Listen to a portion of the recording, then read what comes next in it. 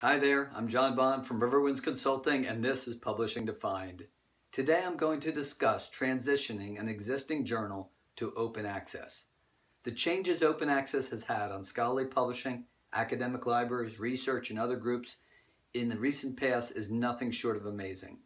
Many of the new journal launches during this recent period have been open access publications, and more significantly, many well-known and well-respected society or subscription journals have flipped their model to open access. This trend will only increase as library and subscription budgets come under continued assault and readers continue to demand no barriers to academic material and research, especially when it's funded by a government or a nonprofit organization. As a reminder, open access is when content such as journal articles are readily available with no barriers to access, such as needing a subscription. There are also limited or no copyright restrictions to the articles.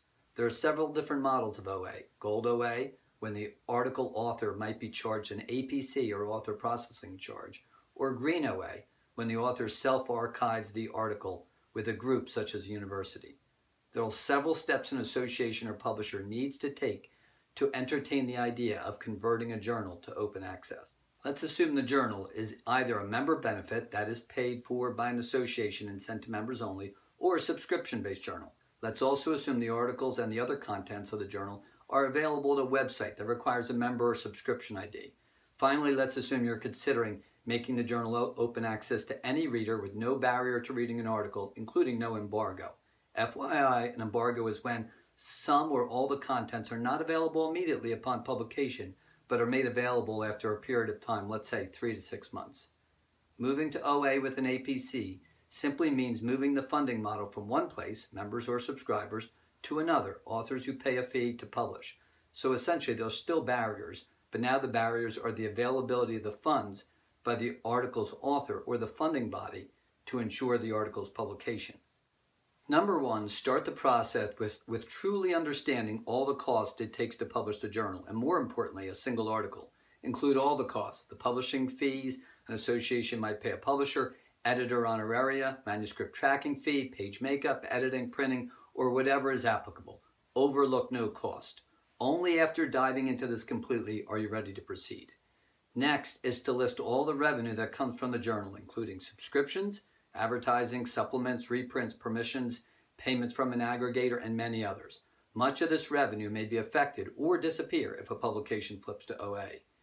Next, understand the manuscript flow, the number of submitted articles, accepted articles, rejected articles, backlog if any, and the average length of an article.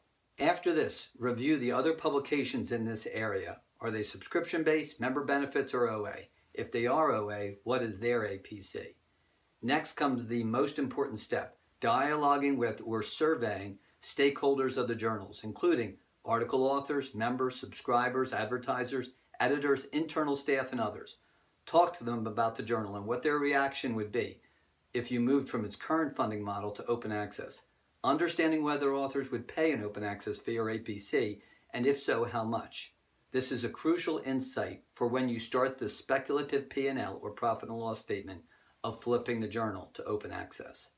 After these conversations with stakeholders, most importantly members and subscribers and article authors, you are set to start to create the various prospective P&Ls to look at what the impact of the change would be financially. I'm not addressing whether a journal is also moving from paper and online to online only. While this may be the case, this complicates the topic at hand. Create different scenarios, worst case, best case, and several cases in between. Think about how the income loss, such as subscription revenue, might be offset by other revenue from the APC or by reduced expenses. For a society journal, the most important point to focus on is how this move may affect membership. Will members be less likely to renew their membership if one of their top benefits is now free to everyone? Or will the journal's content being readily available expose your valued publication to potential members who might join the organization? Will potential authors pay an APC or have funding available to them? Will the manuscript flow and, more importantly, the quality be affected? These decisions can be some of the most critical ones you can make when coming up with the speculative P&L. Reaching out to a consultant may help with these difficult projections. The major consideration is the long-term trend of the current model of the publication. How has subs and other revenue been affected? How has membership been trending? Is the current model sustainable? If you choose to move forward, timing is critical. Consider how the institutional subscribers will be affected by the change and talk to them about the ideal time for the switch. Make sure they are in the loop and continue to have access to or receive the publication once it becomes open access. Considering flipping a journal to OA is a big step. It can mean greater availability of the content and research to a much wider audience and much higher usage metrics, but the economics has to work. Talk to librarians and groups like SPARC or the Scholarly Publishing and Academic Resource Coalition about these decisions.